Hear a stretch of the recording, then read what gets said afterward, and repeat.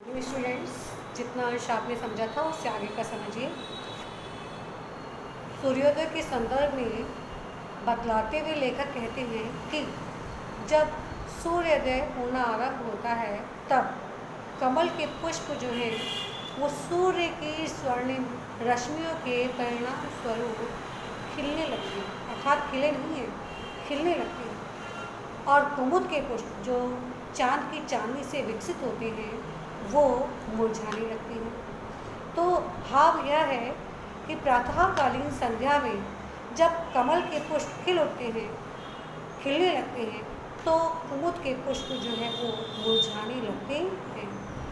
यानी जब कमल खिलते हैं तब कुमुद नहीं, और जब कुमुद खिलते हैं तब कमल नहीं। दोनों की जो दशा है वो बहुधा अर्थात अधिकांशतः एक जैसी नहीं रहती, लेकिन केवल प्रातःकालीन संध्या में इन दोनों की समतुल्यता देखी जा सकती है। क्यों?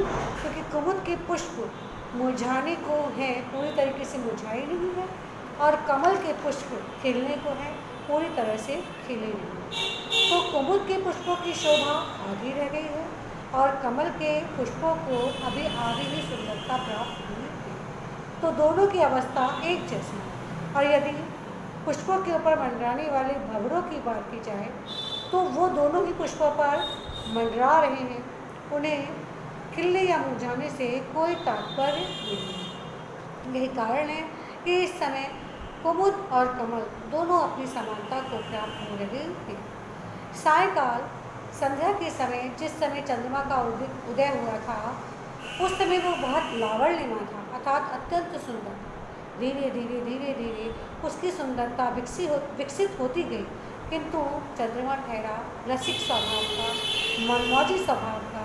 उसने सोचा इतनी लंबी रात को मैं अकेले कैसे काटूंगा, तो क्यों नहीं खिली हुई जो कुमुदनियाँ हैं, कोका बोलियाँ हैं, बेलियाँ हैं, इनके साथ हंसी मजाक करूँ।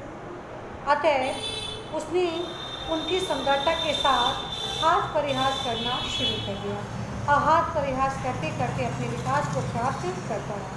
तो इस प्रकार खेलते खेलते संपूर्ण रात्रि कब व्यतीत हो गई, कब उसका अंत हो गया, पता भी नहीं।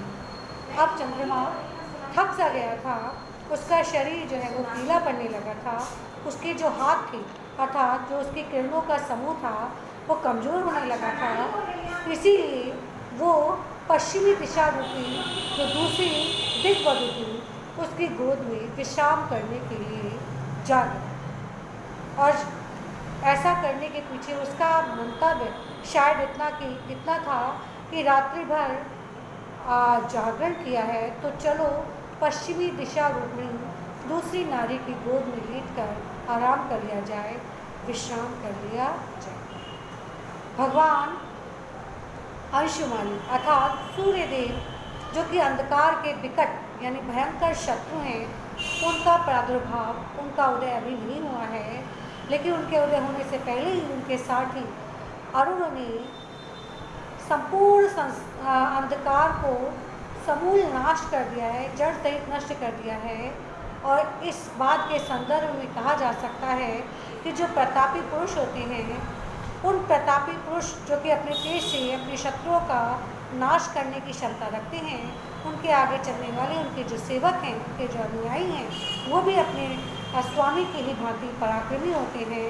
वो अपने स्वामी को परिश्रम नहीं करने देते, स्वयं ही उनके विपक्षियों का, उनके शत्रुओं का नाश कर देते हैं।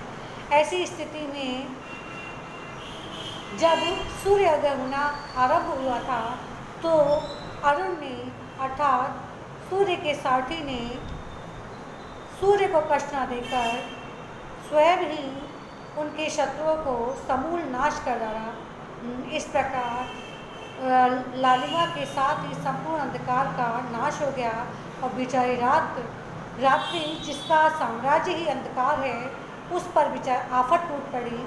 ऐसी अवस्था में जबकि उसका साम्राज्य नष्ट हो गया था, वो कैसे रुक सकती थी, और कोई उपाय रह नहीं गया था। रह गई थी तो दिन और रात की केवल संध्या अर्थात प्रातःकालीन संध्या। तो खिले हुए लाल कमलों को आप उस अल्पवयस्क अर्थात किशोर अवस्था की पुत्री सदृश संध्या के लाल लाल और अत्यंत कोमल हाथ पैर समझ लीजिए, यानी जो कमल के पुष्प खिली अवस्था में है उन्हें आप संध्या की पुत्री के लाल लाल और अत्यंत कोमल पैर समझ लीजिए। भंवरों की जो मालाएं हैं उन्हें आप उनकी आंखें समझ लीजिए। पक्षियों का कलरव को उनकी तोतली बोली समझ लीजिए।